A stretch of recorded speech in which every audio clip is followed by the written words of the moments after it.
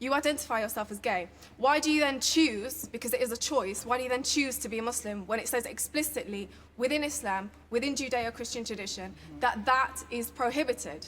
It's a choice. I would just like to say that sexual orientation is not a choice. It's not a choice at all. It's a choice for you to be Muslim. But why so can't why you would be you? Muslim No, don't get still? involved in this. Why would you choose to be a Muslim? Why would you choose to be a Muslim if in the Quran it says that that is prohibited? It's a choice. At the end of the day, you can choose to be a Muslim, or you can It doesn't say in choose the not to Quran be. that it's prohibited. What is prohibited No, it does. is the Surah act. Al-Alaq, I can give you the ayah that it says it in. I am not here to talk about that one What would act. you What do I if am you here were- to talk Hang on, about... let Asif Can I speak, talk, please. Let Asif speak. Let him respond to your question. I am not here to talk about that one act. What I'm here to talk about is love. Love between two men, two women. When will it be okay and accepted to be gay in Islam? That is not... It's a loaded question, but I'm sorry. You either be gay or you be Muslim. No one is forcing you to be a Muslim. I think that is totally wrong. Yeah, lady here in the blue. I think that is totally wrong. I mean, I was brought up in an Islamic household. I'm from an Islamic community. I'm from a very conservative Pakistani community. If my mum and dad can accept me, why can't the wider community accept me for who I am? Yeah. This lady in the blue, and then we'll come to مثلي.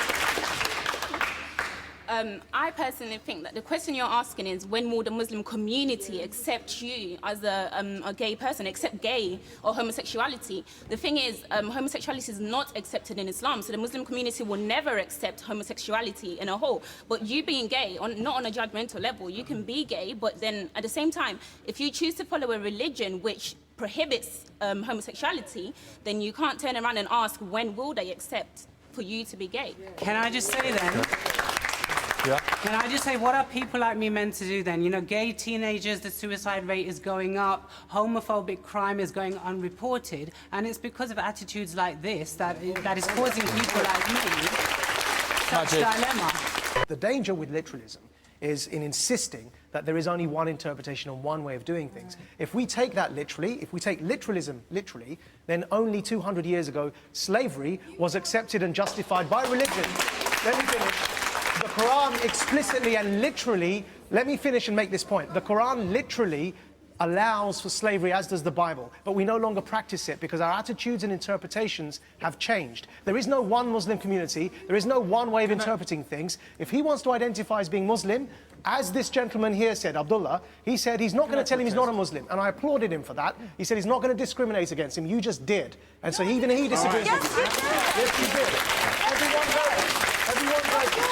Bring Tim in here. God does not exclude anyone. That is a crucial first point. And everyone has the right to define for themselves what their identity is. And we all have identities which quite often are contradictory. We all have to find some way of navigating that, of remaining faithful to our vision of God while also remaining faithful to who we are. But to add to that also, the rest of society, in particular the state, should not try to impose its view or its morality upon Islam. This is a conversation that has to happen within Islam, That's and there what's might be happening room. here. There might That's be what's room. happening here, Tim. And that's what it. There might be room for growth and change. Ultimately, you decide for yourself. But the idea of saying to someone, "You're a sinner," even if you do define them as a sinner, you cannot be part of this religion. That to me is anti-God, because that's a decision that God makes, not you. Not you. With regards to what you said about interpretation, you're pushing the idea that there is no true interpretation of Islam. By that exact logic, you're saying that the people, the extremists, right, their interpretation of religion is also valid. There is mainstream Islam. There are things that are universally accepted within Islam. For example, the gentleman brought up the idea of drinking, of doing drugs, you know. Those things are prohibited within Islam. I can choose not to do them, or I can. But for me to go out and say, I'm a Muslim and I drink and that should be accepted, that's not religion. That's not what you're subscribing to. You're conflating choice and how somebody is without choice. That first of all, he was born the way he is, and I'm sure he can speak for himself. What I would like to say to you is, many Muslims would consider you sinful for not covering your face and would insist that you're sinful and you can't be a Muslim for showing your face and not wearing the jilbab, the long gown. So at the end of the day, this is all interpreted. And just as you've got the right, in fact, they'd also... Please, let me respond to you, please. No, because you're going into all No, sorts of I'm talking about avenues now. interpretation. Can I just finish my point? Go ahead, go They would ahead. also say that you shouldn't be speaking in front of men, you shouldn't be on television. Oh, come There are on. literalists who argue that too.